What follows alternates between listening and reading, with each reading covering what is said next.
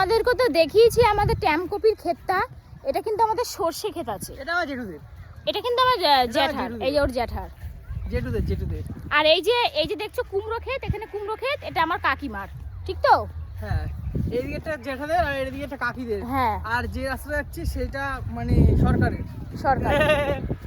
আর দেখো এইখানে কিন্তু আমরা এই পাশে কিন্তু আমার কাকিমারা শুধু কুমড়ো গাছ লাগায়নি, এখানে কিন্তু এই ধনিয়া পাতাও লাগিয়েছে। দেখো ধনিয়া পাতা, বাবু একটু ধর, দেখো ধনিয়া পাতা লাগিয়েছে, কত ধনিয়া পাতা হয়েছে।